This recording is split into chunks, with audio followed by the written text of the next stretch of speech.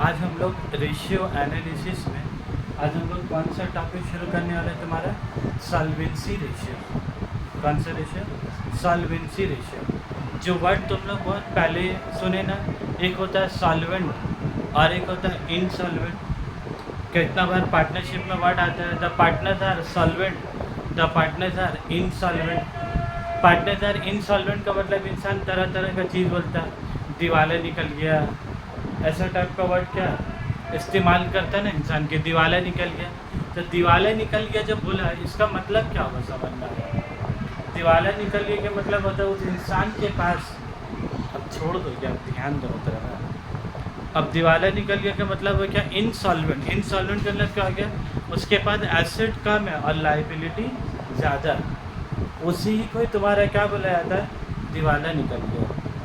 Insolvent का मतलब ये नहीं है कि तुम लोन ले लिया और तुम परेशान हो गए। इनसॉल्वेंट का मतलब है तुम लोन इतना ले चुके हो कि अगर तुम अपना सारा प्रॉपर्टी वगैरह बेच दो, बेच के जो तुम्हारे पास पैसा भी आ जाए, उस पैसा से तुम सारा लोन चुकता नहीं कर पाओगे। उसी सिचुएशन को तुम्हारे क्या बोला जाता है? Partners are insolvent.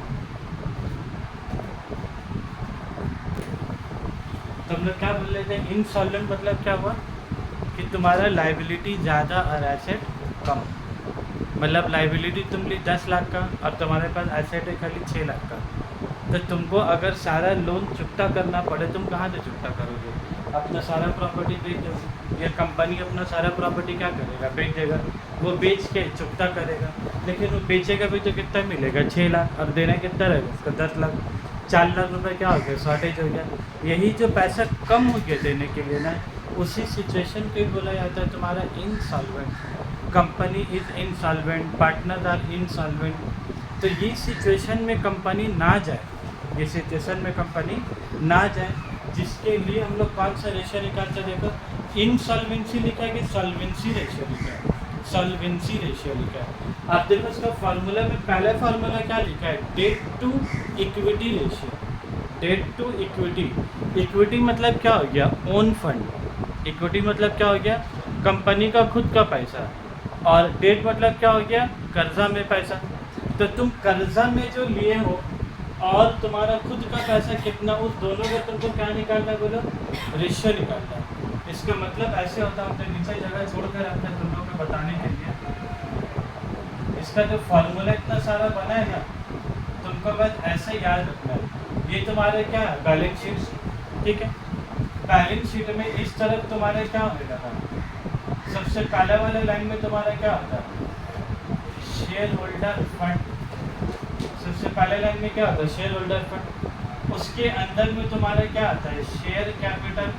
Share holder fund मतलब शेयर का ओनर्स का कितना पैसा है, तो शेयर कैपिटल। और नंबर बी में तुम्हारे क्या आता है? Reserves and surplus. कौन सा पैसा बोलो? ये दोनों पैसा किसका है? तुम्हारा शेयर होल्डर फंड का। तो शेयर कैपिटल में मान लो कितना रुपये तुम्हारा? 10 लाख रुपया। और रिजर्व एंड सरप्लस में कितना पैसा? 5 लाख रुपये। तो अगर तुमसे पूछे शेयर होल्डर फंड कितना हो गया तुम्हारा, 10 लाख बोलोगे कि 15 लाख रुपये बोलोगे? 10 लाख और 5 लाख मिला के कितना हो गया तुम्हारा? 15 लाख रुपये। शेयर होल्डर फंड मतलब सिर्फ शेयर कैपिटल में।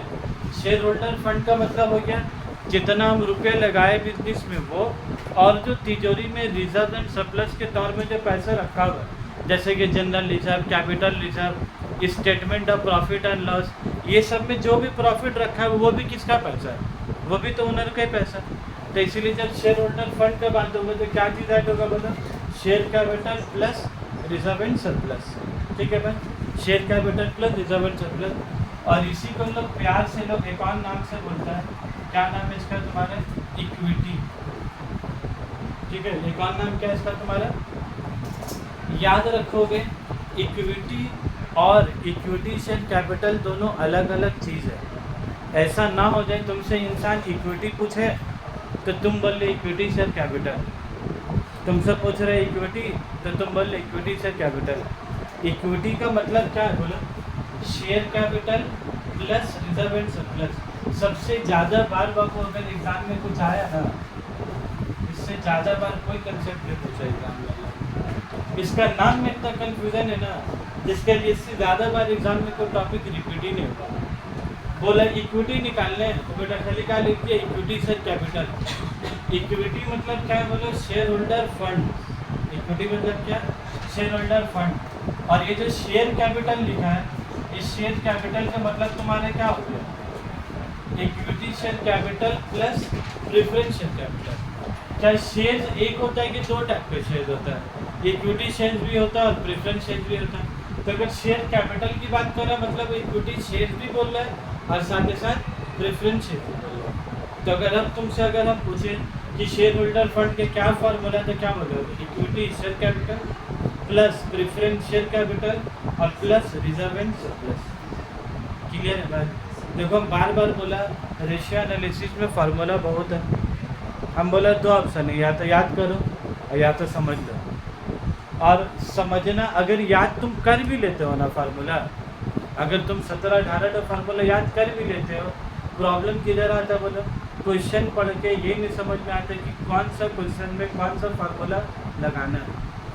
तो तुम रट भी लोगे ना तो रट के भी कुछ हासिल होने वाला नहीं है तुम्हारा साथ। तुम जब तक फार्मूला समझोगे नहीं ना सब क्वेश्चन एक ही अलग अलग तुम लोग तभी करेंट रेशियो बनाया उसमें 10 क्वेश्चन 10 अलग अलग जात के आगे नहीं है। आखिरी क्वेश्चन नंबर 10 वो भी तुमने पीछे छोड़ा हो वो तो अलग ही लेवल का साल को जैसे इम्प्रूव हो रहा टीम वो कोई रेशियो निकाले अलग ही जात के क्वेश्चन था ना। तो समझना ही तुम्हारे पास एक तो ऑप्शन है रटना तो कोई ऑप्शन है ही नहीं है क्योंकि एग्जाम में सब क्वेश्चन क्या है अलग अलग टाइप का आता है। तो एक हो गया शेयर होल्डर फंड। दूसरा चीज यहाँ पर तुम्हारा क्या आता है बोलो नॉन करेंट लायबिलिटी। क्या आता है बोलो non current liability. Non current का मतलब वो सब लोन नॉन करेंट लायबिलिटी मतलब वो सब लायबिलिटी जिसको पैसा जो तुमको वापस करना है ना आफ्टर 12 मंथ। जिन लोग को पैसा कितना महीने के बाद वापस करना है तुमको 12 महीने के बाद। तो वो सब सारा लायबिलिटी को हम लोग क्या बोलेंगे तुम्हारा नॉन करेंट लायबिलिटी। और जिस आदमी को पैसा 12 महीने से अंदर देना 12 महीने बाद का क्या नाम है बोलो नॉन करेंट लायबिलिटी। तो जिन लोगों को पैसा 12 महीने के अंदर देना मतलब आज सामान लिया 3 महीने बाद पैसा देना आज सामान लिया 4 महीने बाद पैसा देना। तो ये सब लायबिलिटी कितना दिन के लिए 4 महीने। तो 12 महीने से ज़्यादा कि 12 महीने से कम है कम है।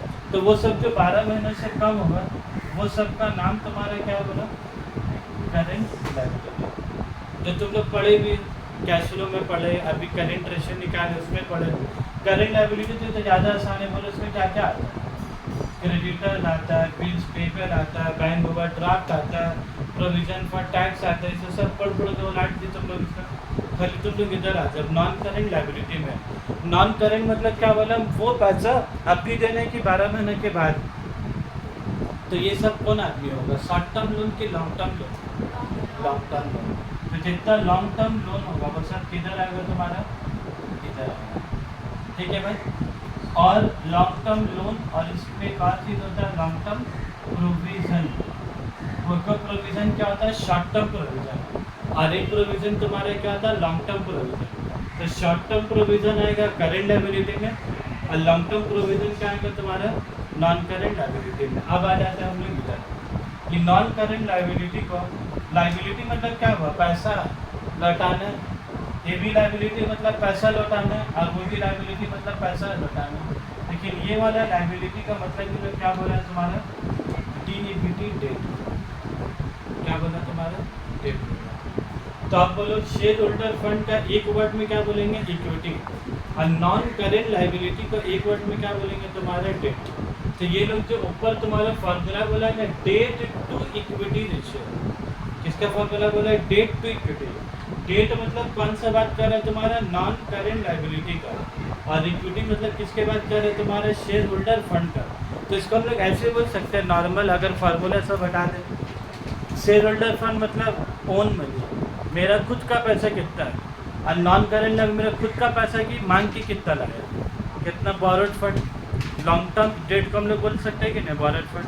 तो लोग रेशियो बात कर रहे हैं। अब तुम बोलो यहाँ कितना रुपये के मिला के 15 लाख और तुम बाहर वाला से कितना पैसा लाया 5 लाख। तो आप बोलो ये अच्छा बात है कि खराब बात है बोलो सर 15 लाख रुपए तुम्हारा बिजनेस में खुद का पैसा है और 5 लाख रुपये तुम क्या लाया, बाहर से लाया। तो ये अच्छा बात है कि खराब बात है? खुद का पैसा जितना बिजनेस में ज़्यादा उतना ही अच्छा बात है। लोन का पैसा से कारोबार चले उतना ही खराब बात है। तो लोन जितना कम हो और तुम्हारा खुद का पैसा जितना ज़्यादा हो उतना अच्छा बात है। तो देखो तुमसे अच्छा बात खराब बात का मतलब एग्ज़ाम में पूछेगा, इम्प्रूव हो रहा है रेशियो कि रिड्यूस हो रहा है रेशियो कि नो चेंज हो रहा है, ये सब का आंसर तुम कैसे दोगे जब तक तुमको कंसेप्ट ही नहीं समझ में आ गया। समझ में आ रहा?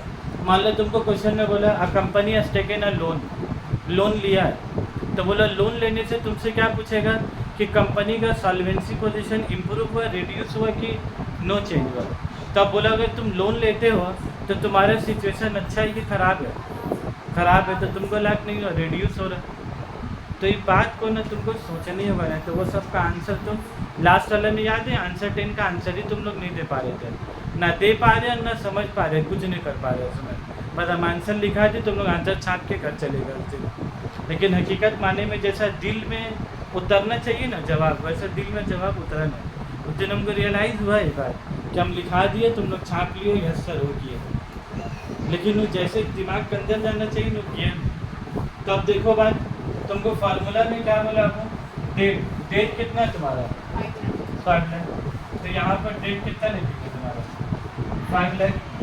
इक्विटी कितना है 10 लाख की 15 लाख है, 15 लाख, तो 5 लाख डिवाइडेड बाई कितना होता है, तो अगर बात करें तो कितना होगा तुम्हारा 1/3, बात करें तो क्या होगा तुम्हारा 1/3, तो 1/3 का मतलब तुम्हारा क्या होगा 1:3। अगर तुमसे कोई बोले 1:3 का मतलब बता, तुमसे कोई बोले किसका मतलब बता रहे 1:3 का, तो तुम क्या बोलोगे, क्या समझो। ये वाला 1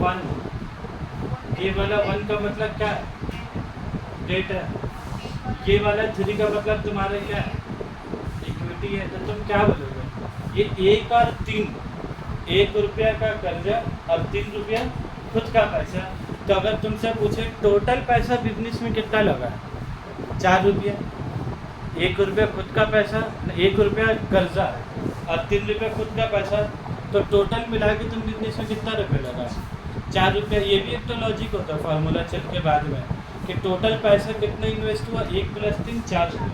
तो तुम दूसरा आदमी को समझाओगे कैसे, 4 रुपया जो बिजनेस में देख रहे थे, 4 रुपया में 1 रुपया खाली कर्जा का है, बाकी का 3 रुपये का है मेरा पैसा, मेरा बाकी के 3 किसका पैसा, मेरा। तो बोलो ये 1:3 अच्छा बात है कि 3:1 अच्छा बात है, 1:3। देखो दोनों केस में 1 + 3 4 होगा और 3 + 1 क्या है तो भी 4 होगा। दोनों केस में टोटल कैपिटल 4 ही आने वाला है, लेकिन तुमको समझ का आंसर देना है। 1:3 कंपनी के लिए अच्छा रेशियो है कि 3:1। 3:1 का मतलब क्या जाएगा, 3 रुपया कर्जा और 1 रुपया अपना पैसा, मतलब समझ रहे हो कंपनी पक्का इंसॉल्वेंट का होने वाला है। तो अगर उस सिचुएशन में रहता है इंसान तो बैंक वाला फिर लोन नहीं देता, वो बोलता खुद इतना कर्जा लेके बैठे बाद उसको लोन देंगे। तो इसीलिए याद रखोगे जब IT फाइल वगैरह बनाया जाता है ना, तो ये रेशियो का बहुत काम होता है। तुम लोग को खोल कर जो लैपटॉप दिखा नहीं सकते, वैसे हम लोग एक्सेल में PL बैलेंस शीट बनाते हैं ना, बैलेंस शीट, तो साथ ही साथ बगल में रेशियो भी क्या है कैलकुलेट करते रहते हैं, क्योंकि हम जो फाइल बनाए वो फाइल बना के क्या होगा बैंक में जमा होगा, और बैंक वाला लोन देगा, तो बैंक वाला लोन देगा तो क्या देख के देगा, उसका मुंह देख के देगा लोन, कि उसका बैलेंस शीट को देख के देगा। और बैलेंस शीट में क्या चेक करेगा, ये सब रेशियो कि 1:3 है कि 3:1 है। देखो 1 + 3 4, 3 + 1 तो भी 4, लेकिन तुमको बैलेंस शीट कैसे बनाने आएगा, इधर 1 लाख और इधर वहाँ तुम्हारा समझ में बात, ये सब छोटा छोटा बात क्या समझना पड़ता है। ये 2 चीज़ हो गई। तो अब देखो यहाँ पर एक बुक में जो तुमको फार्मूला दिया, डेट के मतलब देखो क्या बोला, फेयर डेट इक्वल टू क्या बोला, long term borrowings plus long term provision. तो डेट मतलब क्या होगा, long term loan plus long term provision. समझ में आएगा लोगों, बात समझ के लोग नहीं तो फार्मूला बैठाने पे जान निकल जाना, मजाक नहीं कर रहा। उसके बाद फिर देखो इक्विटी, इक्विटी का मतलब क्या बोला? Equity share capital plus preference share capital plus क्या बोला? Reserve and surplus. इक्विटी का मतलब क्या है? Equity share capital plus preference share capital और प्लस रिजर्व एंड सरप्लस। तुम बैलेंस शीट को अगर समझ जाओगे ना तो तुमको फार्मूला तो क्या याद ही नहीं करना है। और बैलेंस शीट कौन सा हम लोग को नहीं आता सर?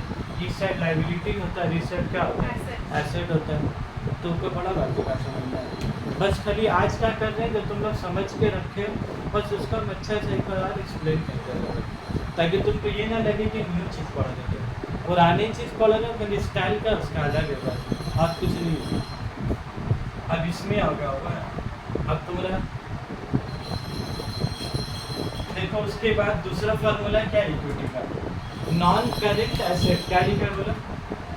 ये तो एक फार्मूला हुआ, इक्विटी से capital plus preference capital plus reserve and surplus. देखो और देकर एक और फार्मूला लिखा, non current asset plus current asset minus current liability और प्लस प्लस एक minus minus non current liability. ये जब तुम प्लस करोगे, इसको माइनस करो, उसको माइनस करोगे, तब जाके तुम्हारा क्या होगा? वो शेयर होल्डर फंड। अभी फार्मूला का पीछे लॉजिक याद रखोगे। क्या लॉजिक है? तुम लोग छोटा बेला में एक चीज़ तुम लोग बनाते थे, याद है? क्लास 11 में एक चैप्टर होता था अकाउंटिंग इक्वेशन बोलता था। उससे मैम लोग क्या बोलती थी? Capital plus liability equals to asset. याद है वाला? Capital plus liability equals to asset. Capital plus liability equal to asset. और फिर जब कैपिटल निकालना होता तो मैम लोग क्या बोलती थी? लायबिलिटी को उस तरफ ले जाओ बाबू, तो capital equal to asset minus liability. बस वही। कैपिटल मतलब क्या हो गया? कैपिटल मतलब क्या है? Share holder fund. कैपिटल मतलब क्या? Share holder fund. तो शेयर होल्डर फंड निकालने के लिए तो वो क्या लॉजिक बोला है? एसेट को ऐड करो। अगर तुम ध्यान से अगर अभी ब्रैकेट को हटा देते दो के बाद में, एसेट को क्या किया? ऐड किया, और लायबिलिटी को क्या किया? तुम्हारा माइनस किया। तो एक रास्ता है डायरेक्ट 15 लाख, दूसरा रास्ता है अगर तुमको ये ना बताए, सब कुछ तुमसे क्या कर रहे हैं? छुपा दे, बता ही रहे कैसे लाना है। तो दूसरा रास्ता क्या है? ये एसेट साइड, ये तुम्हारा कौन सा साइड है? बोलो एसेट साइड। इसका दो पार्ट होता है।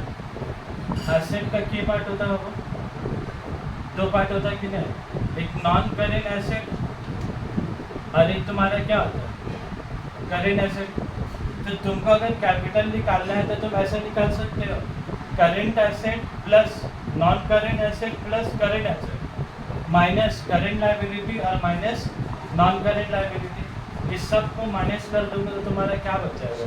Share holder fund. तो शेयर होल्डर फंड निकालने के लिए या तो तुम इसको डायरेक्ट निकाल लो, एक तरीका। अगर एग्जाम में तुमको ये नहीं दिया तो तुम क्या करोगे? बोलो ये माइनस दिस, ये दोनों को ऐड करोगे, इसको माइनस करोगे, तो माइनस करके तुम्हारा क्या मालूम हो जाएगा? इक्विटी मालूम हो जाएगा। तो इसीलिए दूसरा फार्मूला क्या है? Non current asset plus current asset minus current liability minus non current liability equal to share holder fund. Clear है बस? और फिर हम लोग करेंट रेशियो में पढ़ा कि current asset minus current liability, non current asset plus current asset minus current liability. तो current asset minus current liability हम लोग क्या बोल सकते हैं?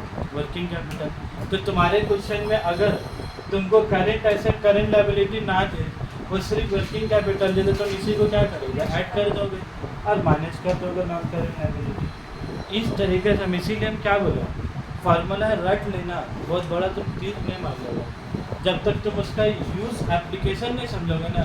कौन सा क्वेश्चन में कौन सा फार्मूला तुमको उठाना है, तब तक तुम्हारा दिमाग काम करेगा ही नहीं। डायरेक्ट वाला फार्मूला कब लगाओगे? जब डायरेक्ट दे दे। जब वो ना दे, एसेट दे, लायबिलिटी दे, करेंट लायबिलिटी दे, तो तुम एसेट को क्या करोगे और दोनों लायबिलिटी को क्या करोगे? माइनस करना क्या निकलेगा? क्लियर है बात? पहला ही फार्मूला में कभी इतना टाइम जाता है समझाने में, बाकी दूसरा तीसरा चौथा देखो फट 5 मिनट के खेला होता।